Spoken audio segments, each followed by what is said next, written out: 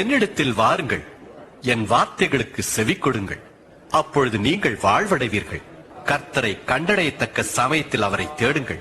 அவர் சமீபமாயிருக்கையில் அவரை நோக்கி கூப்பிடுங்கள். துன்மார்க்கன் தன் வழியையும் அக்கிரமக்காரன் தன் நினைவுகளையும் விட்டு கர்த்தரிடத்தில் திரும்ப கடவன், நம் தேவனிடத்திற்கே திரும்ப கடவன்.